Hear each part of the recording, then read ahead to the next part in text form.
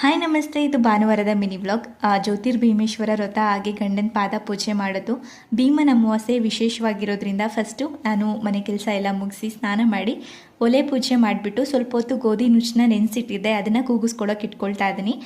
ವಿಶೇಷವಾಗಿ ಇವತ್ತು ಗೋಧಿ ನುಚ್ಚಿಂದ ಪಾಯಸ ಮಾಡಿದ್ರೆ ತುಂಬಾ ಒಳ್ಳೆಯದು ಅಂತ ಹೇಳ್ತಾರೆ. ಅದಾದಮೇಲೆ ದೇವ್ರ ಮನೆಯಲ್ಲಿ ಒಂದು ಮಣೆ ಇಟ್ಟು ಅದಕ್ಕೆ ಒಂದು ರಂಗೋಲಿನ ಹಾಕಿ ಅರಿಶಿನ ಕುಂಕುಮ ಅಕ್ಷತೆನ ಹಾಕಿ ಪೀಠ ಪೂಜೆ ಮಾಡ್ಕೊಂಡಿದ್ದೀನಿ. ಅದ್ರ ಮೇಲೆ ಒಂದು ತಟ್ಟೆ ಇಟ್ಬಿಟ್ಟು ಅಕ್ಕಿ ಹಾಕ್ಕೊಂಡಿದ್ದೀನಿ. ಅದರಲ್ಲಿ ಓಂ ಶ್ರೀ ಅಂತ ಬರೆದು ಅದ್ರ ಮೇಲೆ 2 ಎಲೆ ಇಟ್ಬಿಟ್ಟು ಅದಕ್ಕೂ ಕೂಡ ಅರಿಶಿನ ಕುಂಕುಮ ಅಕ್ಷತೆನ ಹಾಕಿ ದೀಪಗಳನ್ನ ಇಟ್ಕೊಂಡಿದ್ದೀನಿ. ಆ ದೀಪಗಳಿಗೆ ಅರಿಶಿನ ಕೊನೆನ ಅರಿಶಿನ ದಾರದಲ್ಲಿ ಕಟ್ಕೊಂಡ್ಬಿಟ್ಟು 2 ದೀಪಕ್ಕೂ ಕಟ್ಕೊಳ್ಬೇಕಾಗತ್ತೆ.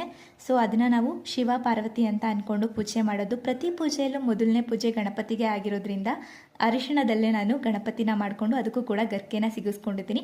ತಪ್ಪದೆ ಅಂಗ್ನೂಲು ಗೆಜ್ಜು ವಸ್ತ್ರ ಹಾಗೆ ನಾವು ಕಟ್ಕೊಳ್ಳೋ ಅಂಥ ಕಂಕಣನೂ ಇಟ್ಕೊಳ್ಬೇಕಾಗತ್ತೆ. ಸೊ ಇದರ